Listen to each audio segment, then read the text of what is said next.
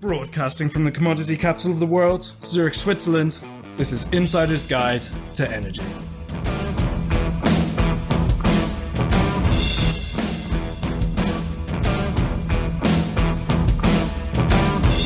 This edition to Insider's Guide to Energy is brought to you by Fidectis. Go to www.fidectis.com for more information.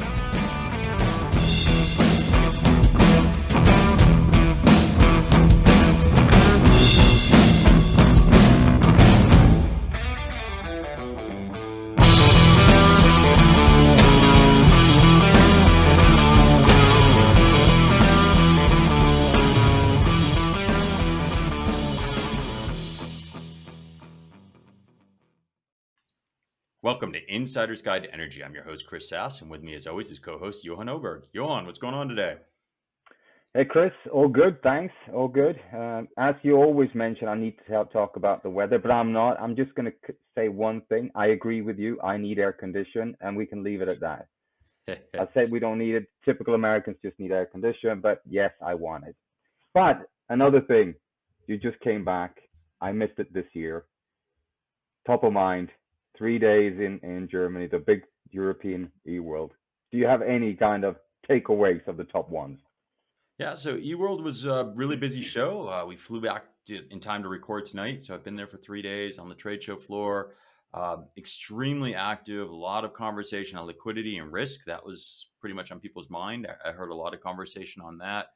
It was a lot of chance to get back with people we haven't seen in a long time. So it was really back. I would say the trade show was lighter in traffic, maybe because of the summer, but a lot of folks really engaged. So it was a great show.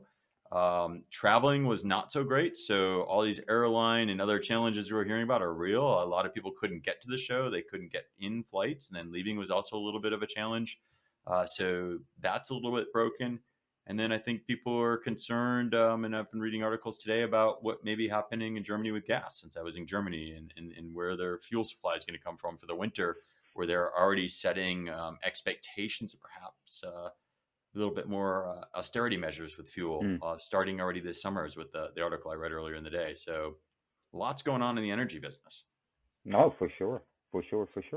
But it makes it all the more compelling to have the kind of conversations we're going to have today, because if you start looking about energy security and doing things differently and not having the same dependencies, I think the newer technologies and what people are doing is going to make a little bit of a difference. So that's my take of where we're going to go today. We've done a little bit of talk on geothermal in the past, and we did closed loop geothermal conversation. And we're looking to hear about some innovation and things that folks are doing that is a bit different. That's what I'm looking forward to in today's episode. And yourself? No, I agree, and I agree. And when we set up this show, when we got introduced to the guest and we started looking into the topic, I just realized this is one of the reasons I love doing the show, because this is kind of why I came on, because learning new things that I probably don't know anything about. So I really look forward to it. As you said, we have had similar on the show before, but maybe not directly into this one. So I really look forward to it. But I also hope that our guest can explain this to us in layman matters, so we can, at least me, can follow properly. So I really look forward to hearing more from it. Yeah, I'm looking forward to bringing him on board for the professional story, but also an amazing journey and how he got to where he is. And I'm looking for the personal story as well. But rather than you and I just speculating, why don't we bring Paris Smalls to the program? Paris, welcome to the program. Hey, thanks for having me. We're excited to have you, as you can tell. We both have expectations, maybe unreasonably large, what we're going to talk about in this show, but we expect quite a bit. But I think it makes sense for the audience to know as much about you as we do. So let's start with who you are. Yeah. So I'm Paris Smalls. I'm the CEO of a startup out of Somerville, Massachusetts called Eden. We're developing technologies to either increase the amount of energy you can bring out of the ground or increase the amount of fluid and gas you could put into the ground. And I'll talk more about how we're doing that over the podcast. I'm currently a 7th year PhD candidate in the MIT WHOI joint program. For those who, I'm assuming everybody for the most part knows what MIT is, but a lot of people don't know what WHOI is. So WHOI stands for the Woods Hole Oceanographic Institute. It's a really nice scientific ocean community in Falmouth, Massachusetts, in Cape Cod. A lot of people know Woods Hole for being where you go if you want to like ferry over to Martha's Vineyard. But they also have a lot of really unique ocean science research, and that's how I actually got involved with energy through Woods Hole. Then went over to do a lot more things on the MIT side of my program, and I'm looking to graduate this December and keep expanding and growing the team at Eden. So a couple interesting things you said in our pre-call when we first met you is you're talking about Woods Hole and you're talking about the ocean, but then you suddenly talked about Wyoming, I believe, and spending a good bit of time around a lake in Wyoming. So maybe what did you do? I think it was in Jackson or in that area you were talking about. Yeah, so I didn't do research in Cape Cod and Woods Hole, but I was at the institution. A lot of people there, they have research projects related to bodies of water in different places. WHOI stands for the Woods Hole Oceanographic Institute, but it's not necessarily only oceans. Lakes is another thing that a lot of people study as well, and that's what I worked on. So my first 2 years, I was analyzing seismic events around Yellowstone Lake. Um, Yellowstone is known as being the supermassive volcano. If it explodes, a lot of bad things are going to happen for our species. Um, and it's also known as being one of the most beautiful places to see, uh, physically some of the geothermal features like Old Faithful and whatnot, where you have a lot of hot water that gets pressurized, goes up every couple minutes, couple hours, which is like a key, a geothermal feature. So there are ways in which you can harness that energy and use it to create power, and that's all. And that's what all geothermal is for the most part. For at least the power generation side of it, you use the hot water, you use the steam, you run it through a conventional turbine, and you spin a magnet and you generate electricity. So I thought I'd throw that in there real quick for those who are like, how do you get power from geothermal? That's just like a quick, and dirty overview of it. So I like the fact that as a scientist that you said if it erupts at some point. So I like the optimism there that we're I should have said that the volcano may not actually go off again. I don't know if everyone says that, but I appreciate that optimism. It makes me sleep better at night. Yeah. Well, cool. So you went out, you studied a bit. You were at Woods Hole, and then I think you told us you did some transformation or applied for some grants or did something different. So maybe share a little bit of that journey as well, if you don't mind. Yeah, so the company's first capital was through a lot of technology startups start this way with SBIR grants. So I sat down when I had free time for my studies over the weekends, and I wrote a grant to the National Science Foundation, and I gave us initial couple $100,000 to do some small things in the lab. And then a year goes by, and you apply for add-on to that grant, et cetera, et cetera. That was like 4 or 5 years ago, and that's how we got started looking into the technologies that we're developing. And then when you sat and wrote the original grant, what were you writing for? What was the problem statement you were thinking you were solving? So when we first started working on the technology, we were trying to increase the permeability of natural gas reservoirs like shale. So we were saying, like, hey, instead of using hydraulic fracking, we can develop this new electric stimulation technology. So you have the same impact of being able to recover hydrocarbons, and then be able to do it in a way that's more environmentally friendly. Since we've been working on it, we saw that it's not just environmental benefits; there are really strong technical benefits. Why and how you can use electricity to break open rocks, and that's what we're working on now, using the same core technology in different kind of market applications. Which is quite interesting and led you into this. So maybe building on this a little bit. So 2 questions. One, I'm very curious how you got into this area. So I from your studies into what I see quite of a niche area.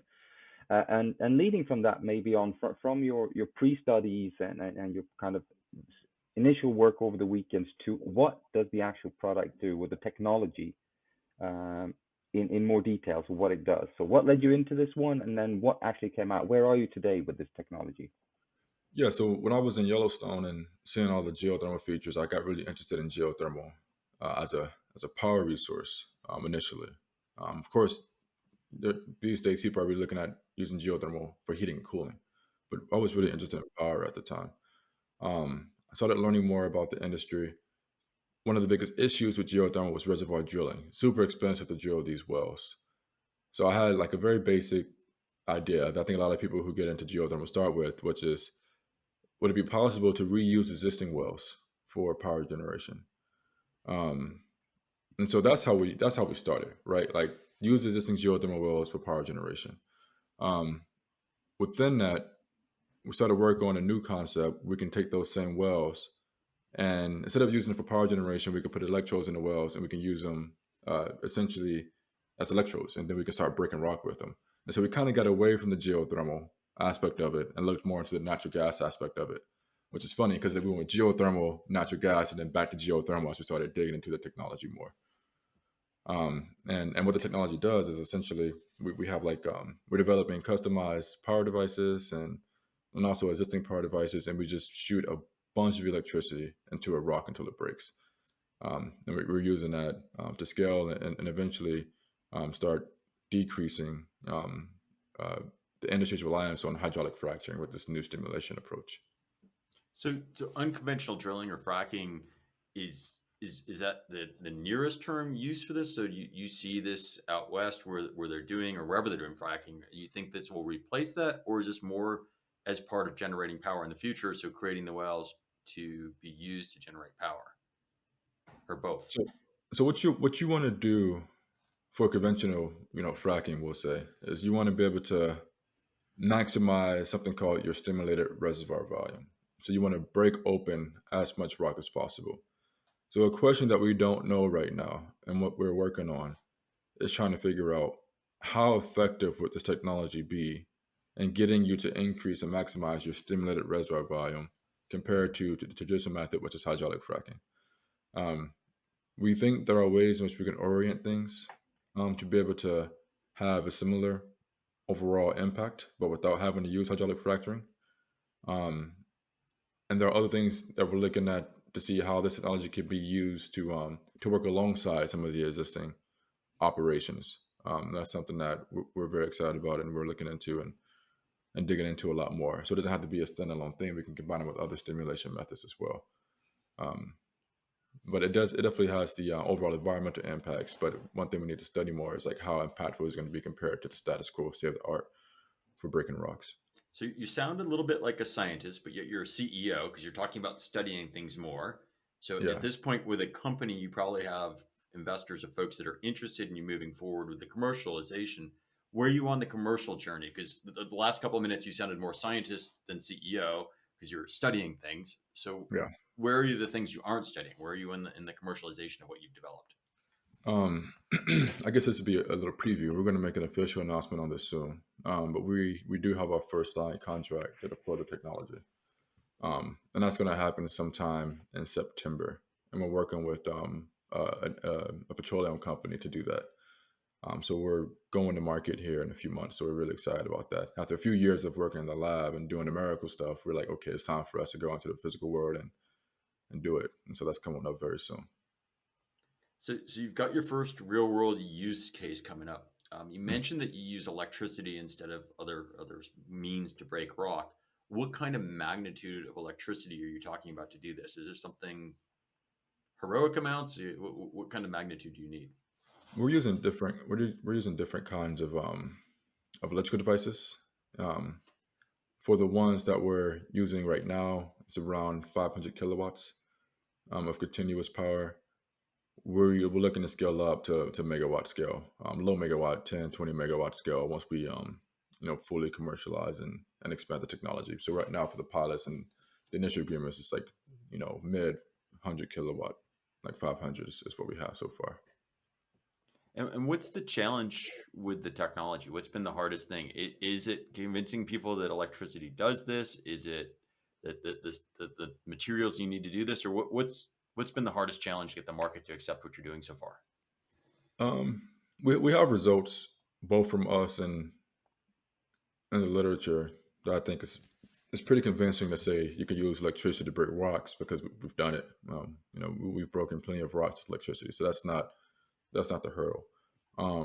The hurdle becomes, I guess a natural thing people always ask is like, how much energy does it take to do this, right? Because we're talking about now putting in megawatts into the ground, um, which is a lot of energy. But one thing that people don't quite understand, I would like to make, like, as I try to tell the story and like make the message clear, it's not that much energy on a kilowatt hour basis, right?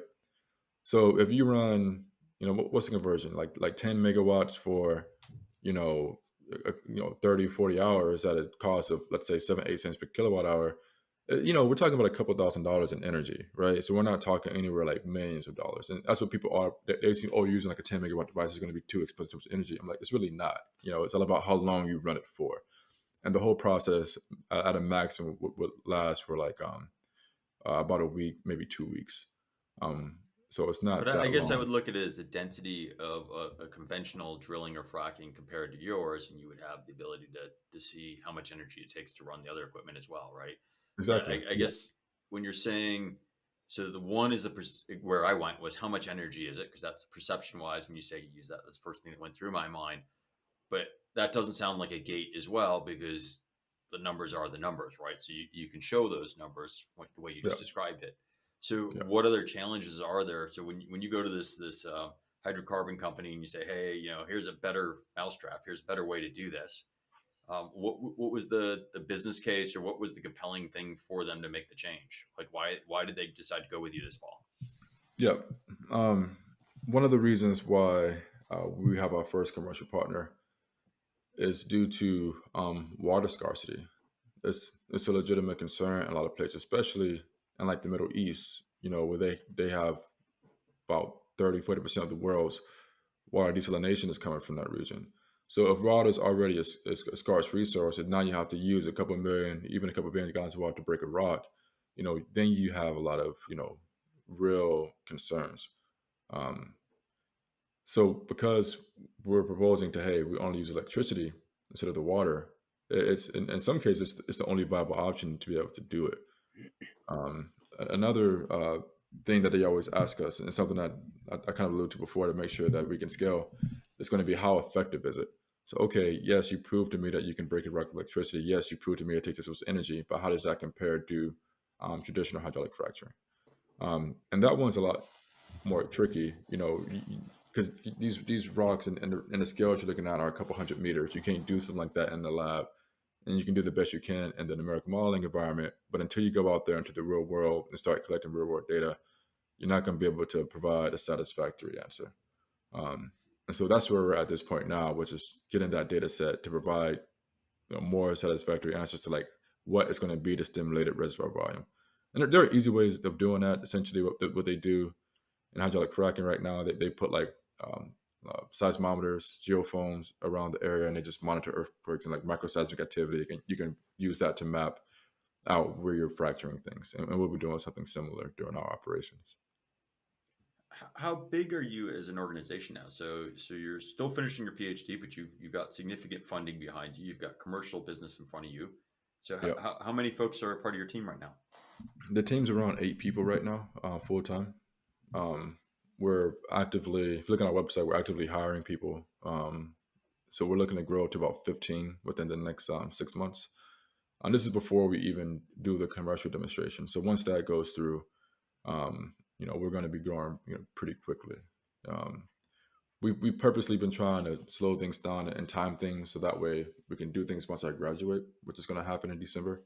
It's been a lot, handling a full time, PhD with a full time job with the startup. So I look forward to being done with that, so I can really get going and grow the team and build the company. But that's kind of been one thing. We've been trying to not go too fast to burn out, but recognize we have a really big milestone coming up.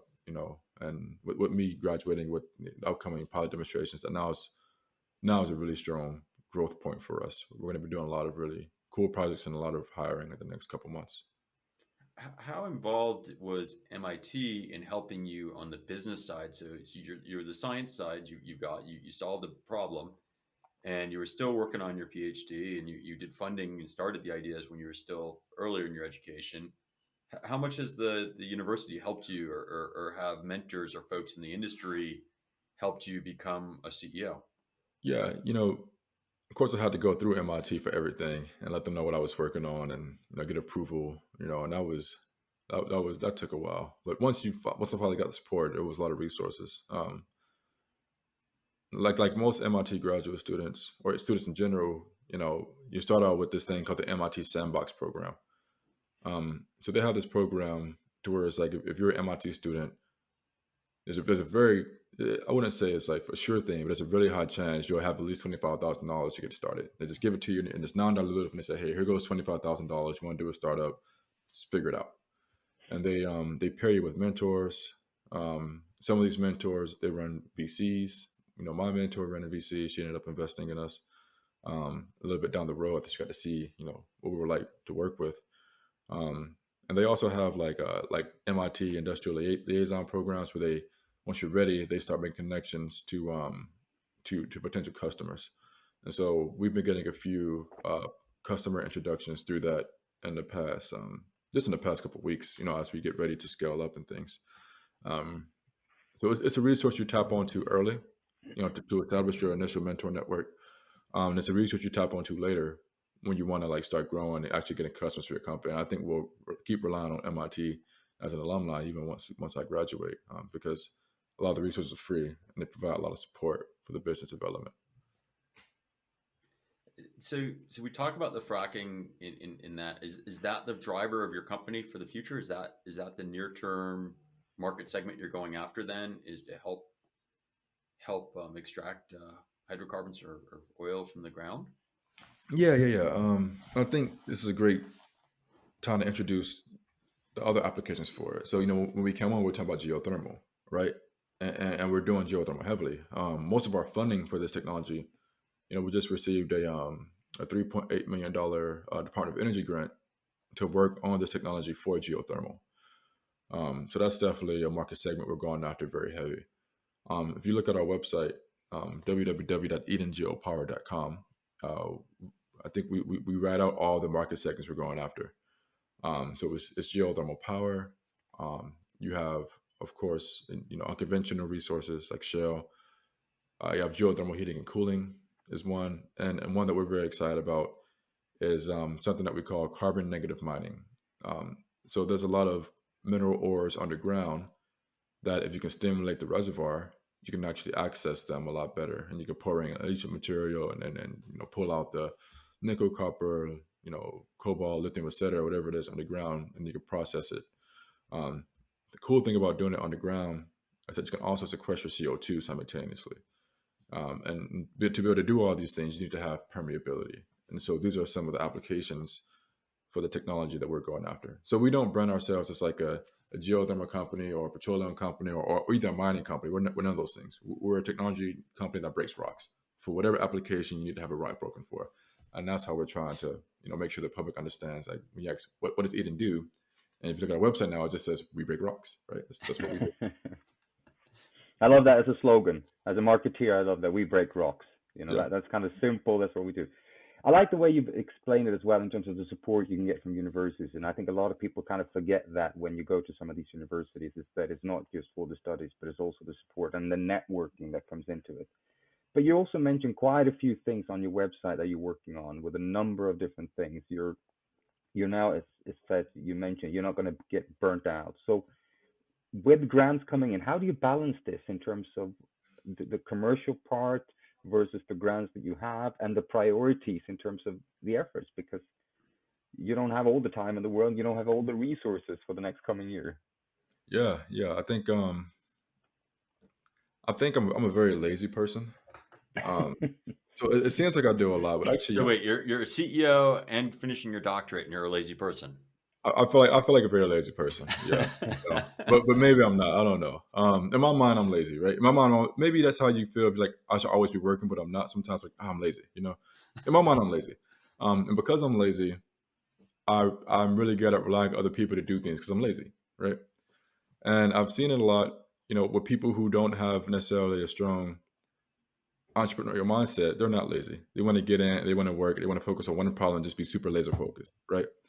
I don't have that kind of mind to be able to focus on something and it's small detail stuff, to be able to just sit back and solder things together, and all that stuff takes so much time. And I've never been that kind of person. I've always been the kind of person that says like, I know I can solder this. It would take like 30 hours, but like this is an intern, and they can also solder this for 30 hours. So just get them to do it, you know.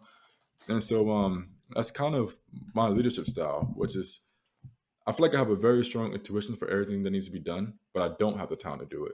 So I try to identify the people that have the skill sets to do it as quick as possible and assign them, the task to do.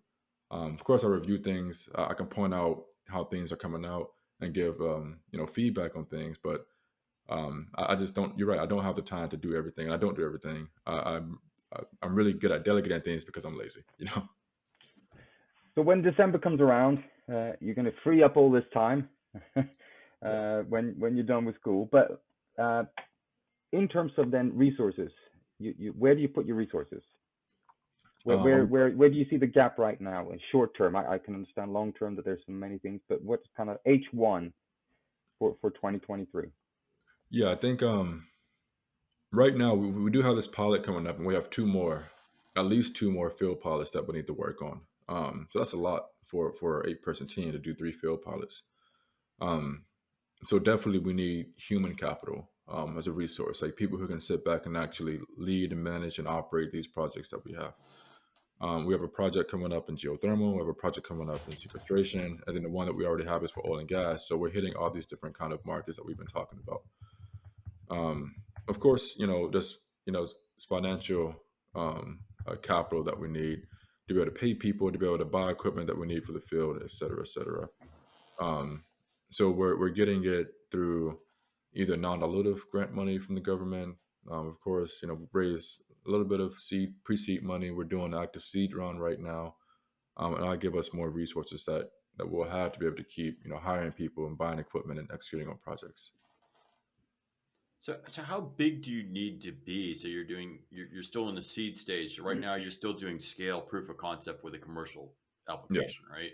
Mm-hmm. And I'm assuming if you're 8 people, are you mostly engineers at this point and licensing the technology then? Is that what's kind of happening? Or do you actually have equipment somewhere that your company has bought with the grants and stuff to do all this? Oh yeah, Eden's a very unique company in the sense that like we're a very early stage company, but we have, I would say for early stage companies, significant revenue. Um, we own all the IP, so MIT doesn't own the IP, and that's because I was working on this outside of my studies, and so by the time I brought it to MIT, I was already had the patents for it, um, and we own equipment, so we spent a good amount of money to buy equipment that we'll use to be able to do the electrical stimulation. So we're not renting anything. Only thing we're renting are like diesel generators that we use for the initial pilots to like get the electricity into the power supplies that we bought. But yeah, as we build the company, we think it's very important for us to have capital, the ownership of things. So we try to purchase equipment and own it as much as possible, as opposed to having to borrow things and pay rent fee. And we want to be able to build our own, capital that things that we own and have. Yeah, so we discussed a little bit about growth and from the commercial side, and we discussed in terms of what you need in terms of manpower and for the project. But if you look a little bit long term, where do you see the growth in terms of verticals, or are there different markets? We were mentioning a little bit about Middle East and the scarcity of water. Do you see anything around this, or is this too early to start looking into right now? Yeah, I think this is great because I've already I finally had like a clarity moment, of what I want to do last weekend when I was in Miami. So yeah, I'll tell the story quickly. I think it's a kind of fun story. I've been in Boston for the past like just 7 years, right? Just been in school. I've been in school my entire life. I'm about to turn 29. I've only ever been in school. So like the idea of not being in school for me is a bit daunting. And like I've been in Boston so long, I just never really thought about where I wanted to go after I graduated, right?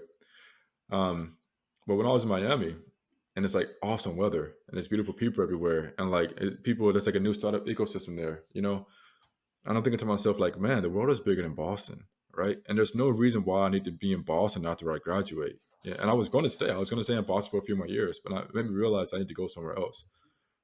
So a good friend of mine actually lives in Austin, Texas. I had a chance to look up Austin. It's growing really rapidly. People are leaving Silicon Valley. And I thought to myself, like, wow, Austin would be a really good place to go. And so I talked to my COO who lives in Houston, Texas. And she's like, why would you go to Austin? You want to go to Texas, go to Houston, it makes more sense, you know? And then I said, why does it make more sense? And she says, well, you have all the energy majors are here, right? Houston, Texas is the energy capital of the world. So if you want to have an energy company, you need to get your ass to Houston.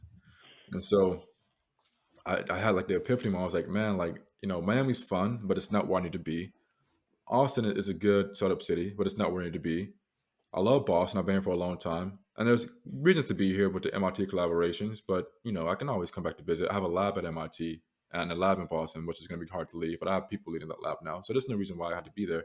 Why not go to Austin where I could be around people who both have the skill set for who I need to hire, who have the capital to both invest and provide, you know, in-kind service resources, whatever it might be, for us to be able to, you know, grow the company.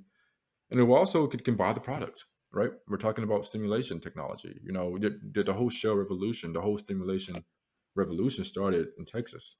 Um, so I'm about 90% sure right now that I'll probably be in Houston as So we grow the company. I have to Um, say I've been through that same journey. So I'm in a startup here in Switzerland. We started because the commodity markets for energy here in Switzerland, and I'm spending quite a bit of time on planes going to Houston these days. And yeah, if you are absolutely correct for funding, for growth and opportunity. Many people see that as just an oil market. It truly is an energy capital, and there's a lot of focus and stimulus going into new energy and a lot of talent there. So, but you have yeah, to live in Texas.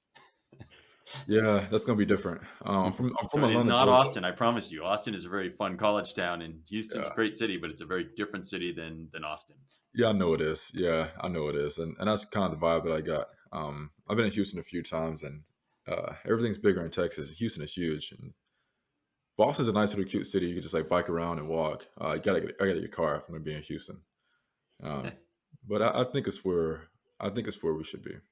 So you've been in school your whole life, even your professional life. You've been well, I Yeah, don't know if you're really in school when you're doing PhD. You've been doing science and doing other things. So yeah, I don't know if that truly qualifies as school, but it ties you to a location in a community, and now you're looking to relocate to a different community. Um, what's the transition? So you got 8 folks. You're looking for jobs. What kind of skills do people have that work with you? Are they all like you that are PhD students, or is there a mix and match? What skills make up your company? I would say one, two, three, about out of the eight, like 4 or 5, you know, are like MIT PhD people that I just met and I just brought them in, right? It's really great. I have really great ties to the MIT Earth Resource Laboratory. So I'm going to do a lot of heavy recruiting out of there because I can. And it's, you know, it's a great place to recruit really awesome people. But I think one thing that's a weakness of us right now is that we're very academic. Like everybody is just like, you know, like really labby, really modeling, you know, but nobody, there's only one person on the team right now that has, there are 2 people on the team right now that have real, you know, come from industry, like field experience out there getting their hands dirty, you know. And I think as we balance out the skill set, we need to get more people like that who have like real hands-on experience as opposed to just like theoretical experience on things. The theory is great because that's where a lot of the innovation comes from. You know, that's why a lot of top universities pump all that technology because you got to understand the theory, but at some point you guys got to do it. And so that's some of the next hires. Everybody's technical right now. We don't have a finance person. We don't have a biz development person. You know, because we've been trying to work on technology development. But it's a role I'm looking for, like a CFO who can also act as a manager for some of the business practices as well, like, you know, do help us get new contracts and things. Something that we're looking for right now. Um, that's pretty much it. You know, just more people who have been in the industry for a while, and you know, a person or two that has a finance kind of MBA kind of background. Nobody in the team right now has an MBA or any kind of business background. Everybody's just, even myself, just kind of learned about by doing it. You know. Well, it sounds that that's an exciting time, and probably good if you figure out where you want to land before you make that hire, so that you maybe have them in the right geography. Yeah. Um, I guess going back to what you said a little bit about breaking rocks. I mean, you said it lightheartedly that you break rocks, but you said some pretty interesting metals and things that you can help get out of the ground and things like that. Maybe we could spend a little bit more time talking about that. I mean, I know lithium's really in demand, and there's a lot of things with EVs. And if you look at the move to electrification of everything, that would be a pretty interesting model in and of itself. So maybe can you share a Yeah, little bit more what all that's all about? yes, it's super interesting, and it actually is something that I honestly didn't think about, for a while. And then I just came across, my lab, and it was like, hey, you should do this. Um, so the specific name for it is called in situ mining. So there's two types of mining: in situ and ex situ. Ex situ is what most people know. Hard rock mining. You got to process, you got to minerals out, you got a bunch of tailings you got to deal with, et cetera, et cetera. But there are also ways in which you can do the mining in situ. So what you do is you have permeable pathways, and the rock has relatively high porosity, or allows fluid to flow within it. And you pump in an acid, or it's called a leaching fluid. So you pump in that fluid into the subsurface. It reacts with the rocks, and it brings out the metals, and then you process that on the surface. I think something like 80%, anywhere between 50 to 80% of uranium is mined this way. And the reason they mine uranium this way is because they want to minimize exposure of uranium on the surface. So they try to do as much of the mining underground. So a lot of people are starting to look at, hey, are there ways in which we can take what we learn for uranium mining and apply it to other kind of, critical minerals, like as we said, nickel is one that people are looking at the most, and then copper, and then perhaps lithium. But lithium isn't as popular for whatever reason. I guess maybe the lithium ions aren't as. But there are a lot of people looking at nickel, which is another critical metal that you can mine in situ. So we have a couple of, I would say, early stage projects we're working on there with academic institutions. We've gotten feedback from a few experts thus far on the concept, and all the feedback's been pretty positive.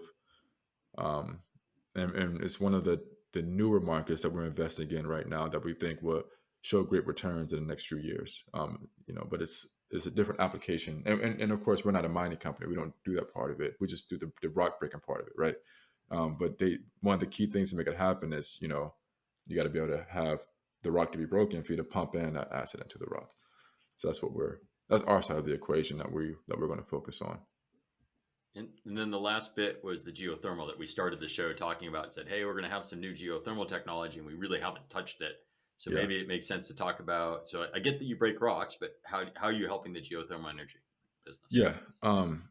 So in order for you to extract geothermal energy out of the ground, let's go back to the beginning of the talk. We talked about open loop versus closed loop, right?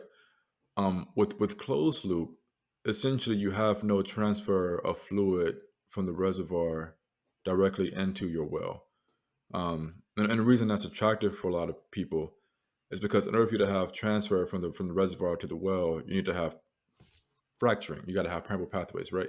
Geothermal has struggled a lot with being able to fracture these reservoirs without creating earthquakes. So one of the benefits of a closed loop system is that you don't have to worry about injecting a bunch of high pressure water to be able to pull out heat from the ground. You can just do conduction from the casing or whatever it might be, from the hot rock to whatever fluid you pump on the ground. You can keep everything in a closed loop without having exposure to the reservoir itself. And it's really cool, but one of the challenges with it is that it can be pretty expensive, and the heat transfer efficiency isn't as high conventionally as like fluid exchange to be able to pull heat out the rock. So in order for you to have fluid exchange or open loop geothermal, you need to be able to have the rock be broken up. So you can pump in the fluid heats up from the rock, and you use that hot fluid to produce power or produce heat. So we work on the part of open loop systems where you need to break open the rock to maximize heat transfer efficiency. And is that open loop system just a function of depth down to the mantle of the planet, or can you do it anywhere? Or do we need to be somewhere like Yellowstone where we're over, or Iceland or somewhere like that has unique It's almost always better if you can not drill too deep, because drilling's expensive and drilling is hard. That's why Iceland is a nice place, because you don't have to worry as much about drilling deep. You have very shallow geothermal resources. But in theory, if we can lower drilling costs and if we can drill deep enough, then you're going to have 300 degrees Celsius, 200 degrees Celsius heat at anywhere on Earth at a certain kind of depth. So it doesn't necessarily have to be Iceland or Yellowstone. And it couldn't be Yellowstone, by the way, because Yellowstone is a protected national park. You can't turn it into a bunch of geothermal power plants. But one of the things about open loop and what they call it in geothermal is called enhanced geothermal systems, essentially. Is that you will need to have the raw, for power generation, traditionally be about 200 degrees Celsius. And then the depth in which you got to drill to get to that temperature varies depending on your geography. The west Right. So coast of the United States is probably one of the best places in the world. Actually, the west coast of the United States is called the Geysers. Is actually the number one geothermal power producing site on the planet. is your company already working with or partnered with some geothermal companies that are taking advantage of your technique to install this kind of technology you're talking about? Um, we're not currently partnering with any geothermal companies, but we are partnering with a few um, government-sponsored research labs that a lot of early-stage geothermal companies like us test their technologies in, and that's where we are at this point. I think we're about probably right near between 12 to 18 months away from de-risking the technology enough to start testing it in a hot geothermal environment. Very cool. Well, Johan, we're pressing up against time. I turn it over to you for the last question of this interview because I could go on for hours. Yeah. No, well, first of all, I thought it was really interesting. But I think one of the things I was wondering a little bit about is in terms of the commercial. You mentioned a few projects they've gone, but how do you actually sell this? How do you go to market? Is it directly to customers? Is it through partners? How does that work? Is there any plans around this yet, or is this for the future? Oh yeah, so far. So again, we do have initial commercial contracts. It's been directly to the customer. Um, so either they find out about us through somebody who previously invested in our company. There have been some like early stage accelerator programs that introduces you to the customer, then you talk directly with them. And that's how it's been thus far. And then maybe the customer will come to us and they say, hey, like, in order for you to execute this project, we already have these existing relationships with this one company that does this part of what you need to do, and you should work with them. But usually it's the customer introducing us to other people that we need to work with to execute the project for the customer, instead of us being introduced to those people and then trying to convince the customer. So we go straight to the customer first, convince them, and then we find the partners that we need to work with from there. Very cool. Johan, final thought?